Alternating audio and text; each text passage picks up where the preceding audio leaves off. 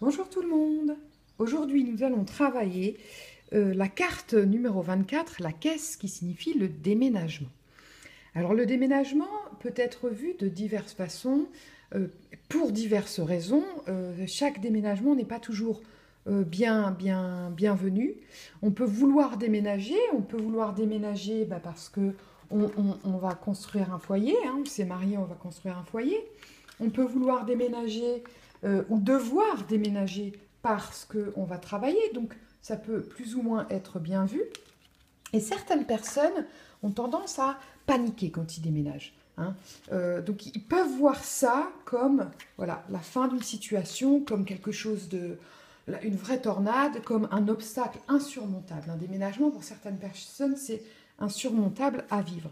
Mais pour autant, je souhaite faire la différence entre la carte du déménagement et la carte de la mort, parce qu'en fait, la mort signifie, comme on l'a déjà vu, un changement, une fin et un changement.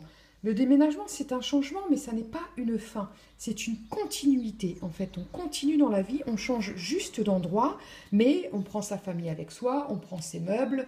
Voilà, on n'est pas dans une fin. Alors, évidemment, pour certaines conditions, si on est forcé de déménager, si on ne veut pas déménager, si c'est à cause d'un divorce, voilà, si c'est à cause de quelque chose de choquant, évidemment, la carte de la mort est aussi appropriée. Mais en général, le déménagement, c'est plutôt un changement d'énergie.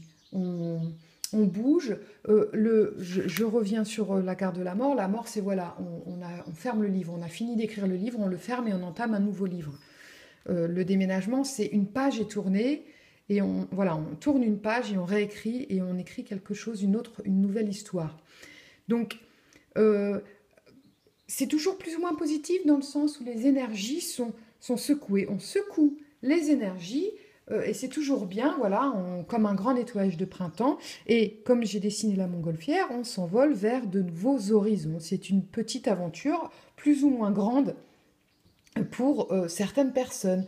Alors, par exemple, si on a la montagne, les lieux, bah, ça nous indique qu'on va déménager, bien entendu, dans des endroits montagneux ou du moins vallonnés.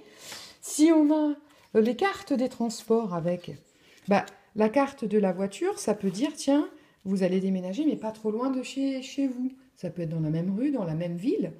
Si c'est avec le bateau, bon bah, vous allez déménager au-delà des mers ou près de la mer, ou du moins traverser l'eau. Avec l'avion, ça peut dire bah, vous allez déménager plus ou moins loin. Voilà, comme on l'a vu, hein, vous pouvez aussi déménager à cause de votre métier. Mais le déménagement, voilà, ça peut être aussi vu comme quelque chose de super festif.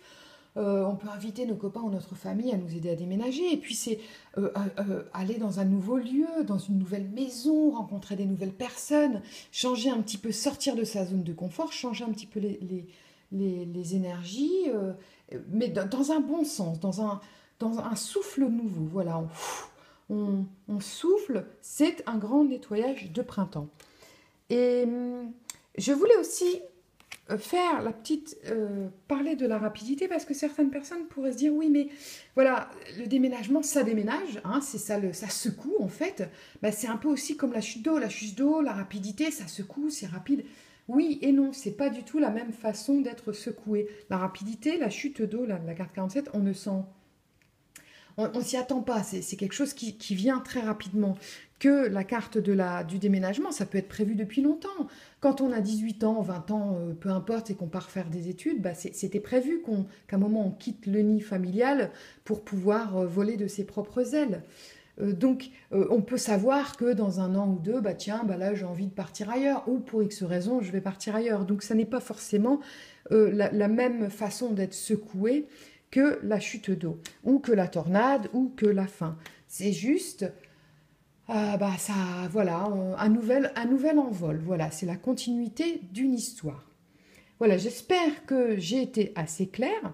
Je vous remercie d'avoir eu la patience de regarder cette vidéo. N'oubliez pas de cliquer sur le petit j'aime, de vous abonner, de mettre vos commentaires, vos questions si vous en avez. Je vous remercie et je vous dis à très vite.